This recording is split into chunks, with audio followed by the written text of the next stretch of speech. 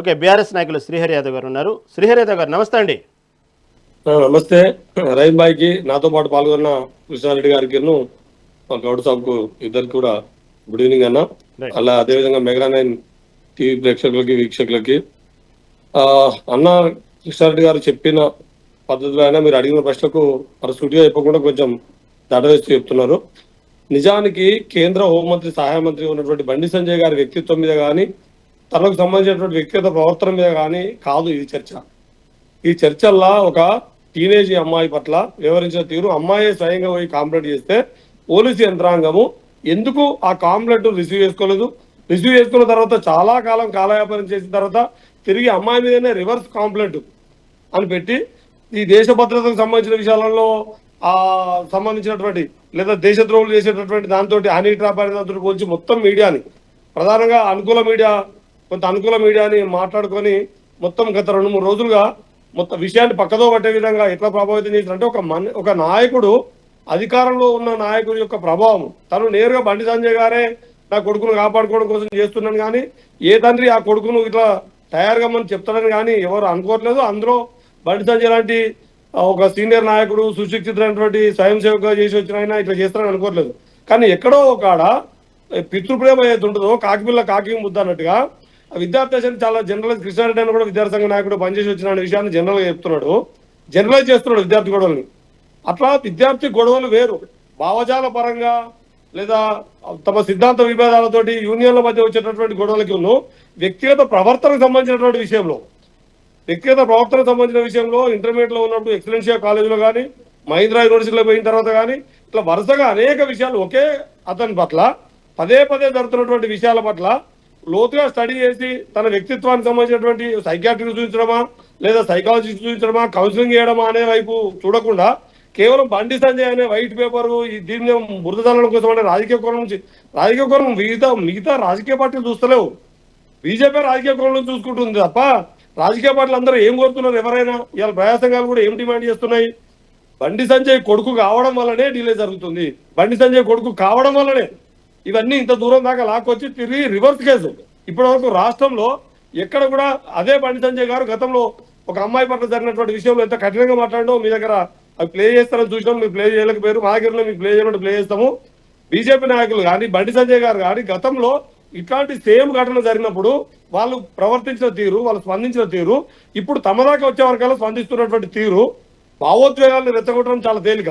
ఇటీవల కాలంలో మీరు గమనిస్తూనే ఉండొచ్చు, ఎట్లా తమ ప్రత్యర్థులను ఎట్లా దాడులు చేసి ఎమ్మెల్యే క్యాంప్ ఆఫీస్ మీద నేరుగా పోలీసు వాళ్ళు బదిలాడుతున్నారు. వాళ్ళని ఒక దాడులు చేసినటువంటి వాళ్ళ పట్ల, దౌర్జన్యం చేసినటువంటి గుండాయితం చేసే వాళ్ళు, ఏ పార్టీ వారైనా గుండాయితం చేసేవారి పట్ల ఎట్లయితే వివరించాలో మన వీడియోలలో చూస్తే, మొన్న ఎమ్మెల్యే క్యాంప్ ఆఫీస్ మీద జరిగిన దాడిని చూస్తే మీకు ఏమర్థమవుతుందో మీరు పరిశీలిస్తే మీకు కూడా అర్థమవుతుంది.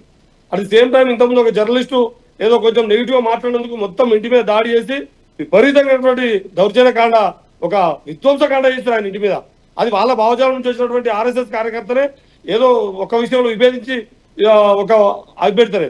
కాబట్టి ఇప్పుడు మనం ఇప్పటికైనా రేవంత్ రెడ్డి గారు స్పందించి డిఐజీ గారితో మాట్లాడినట్టుగా లీకేజ్ ఇచ్చారు. అది లీకేజ్ మాత్రమే మేము అనుకుంటుంది. ఏమని లీకేజ్ చేశారంటే చట్టం తన పని తాను చేసుకుంటూ పోతుంది. డిఐజీ గారు మీరు ఎందుకు లేట్ చేశారని డీజీపీ గారిని అడిగితే, డీజీపీ గారు ప్రధానమంత్రి ప్రోగ్రామ్, మీరు ఆలోచించండి, ప్రధానమంత్రి ప్రోగ్రామ్ కు సంబంధించి ఎన్ని ఏర్పాట్లలో లేదా శాంతి భద్రతలకు సంబంధించి కానీ ఆ లా అండ్ ఆర్డర్ వాళ్ళు కానీ చేసే పని చేస్తూ రోజువారీ సగటు పోలీస్ స్టేషన్లకు వచ్చే కాంప్లైంట్లు కానీ, రిమాండ్లు కానీ అవి జరగలేదా? ఈ గత 3 రోజులుగా ఈ తెలంగాణలో ఎక్కడ ఒక ఎఫ్ఐఆర్ జరగలేదు, ఏ ఎఫ్ఐఆర్ పై విచారణ జరగలేదు, ఏ నిందితుని కానీ లేదా నేరం ఆరోపించబడని కానీ నేరస్తుని కానీ ఎక్కడ కోర్టుకు తీసుకుపోలేదా? ఒక్క బండి సంజయ్ కొడుకు బండి సాయి భగీరథ్ అనేట ఆయనను ముట్టుకోవడానికి మాత్రమే నరేంద్ర మోడీ ప్రోగ్రాం అడ్డం వచ్చి పోలీసులంతా ఆ పనిలో బిజీ ఉన్నారని చెప్పడంలోనే మనకు అర్థమవుతుంది దీని వెనుక ఎన్ని రాజకీయ ఒత్తిళ్లు ఉన్నాయి, ఎంత రాజకీయ ఒత్తిడికి పోలీస్ డిపార్ట్మెంట్ లోనే ఉన్నదని. లేకపోతే గత మీరు 3 రోజుల్లో చూడండి, నేను ఈ విషయం వెలుగులోకి వచ్చిన తర్వాత చూస్తే రాష్ట్ర వ్యాప్తంగా దాదాపు 314 మంది నేరస్తుల్ని కోర్టులలో రిమాండ్ చేశారు.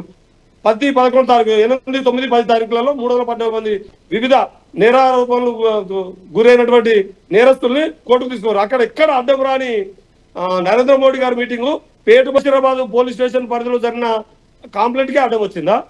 ఇది కూడా చివరికి వాళ్ళు మేము ప్రాణత్యాగానికి కలిసి మాకు న్యాయం జరగకపోతే మేము ఎంత దూరమైన వెళ్తామంటే వాళ్ళని ఎన్ని వేధింపులకు గురి చేసినా ఇటీవల కాలంలో చూడొచ్చు.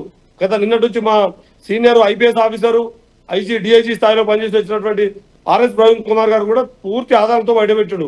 ఒక మీడియేటర్ ఎట్లా చేస్తున్నాడు, ఒక సీనియర్ జర్నలిస్ట్ గా ఉండి ఇలా వాళ్ళ పార్టీ నాయకుడు ఉన్న అతను మొత్తం మీడియాని ఎట్లా 2-3 రోజుల నుంచి హనీ ట్రాప్ అనే ఒక కొత్త అంశాన్ని తీసుకొచ్చి హనీ ట్రాప్ కాళేశ్వరుడు వాళ్ళే చెప్తున్నారు.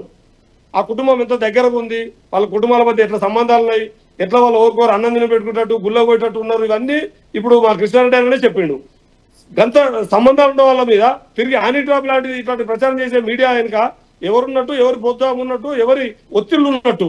కాబట్టి బండి సంజయ్ గారు కేంద్ర హోంశాఖ సహాయ మంత్రిగా ఉండి దీని మీద నిష్పక్షపాత విచారణ జరుగుతుంది అని అనుకోవడం అయితే కొంత అతిశయోక్తిగానే ఉంటది. అయినా సరే ఇప్పటికైనా నిష్పక్షపాత విచారణ జరిపితే మొత్తం గత 10 ఏళ్ళుగా లేదా గత 6 ఏళ్ళుగా మొత్తం ఆ అబ్బాయి ఎట్లయితే వివిధ దాన్ని ఏమన్నాం మనము, ఇప్పుడు దానికి మనం పేరు పెట్టడం కాదు, నిజమే అందరికి కుటుంబ సభ్యులు ఉన్నారు. ఎవరి కుటుంబ సభ్యులైనా తప్పు అనాలే. తన బిడ్డ తప్పు చేసినా, తన కొడుకు తప్పు చేసినా తప్పును తప్పనేటటువంటి నైతిక స్థైర్యం మనం ఖచ్చితంగా సమాజంలో ఒక బాధ్యతాయుతమైన స్థానంలో ఓ సామాజిక కార్యకర్తలుగా రాజకీయ నాయకులుగా మనకి ఇంకా వాళ్ళందరికంటే ఎక్కువ నైతిక బలం, నైతిక స్థైర్యం ఉండాలి మనకు. కాబట్టి నేను ఆ నైతిక స్థైర్యంతో చెప్తున్నా, తప్పును తప్పే అనాలి, నిష్పక్షపాతంగా విచారణ జరగాలి.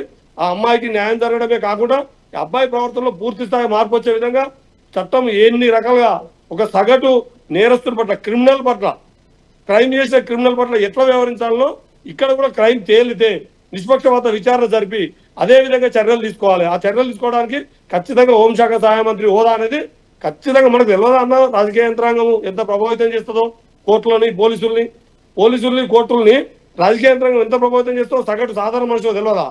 ఖచ్చితంగా అది ప్రభావితం కాకుండా ఉండాలంటే తనను బాధ్యత నుంచి తప్పించాలి.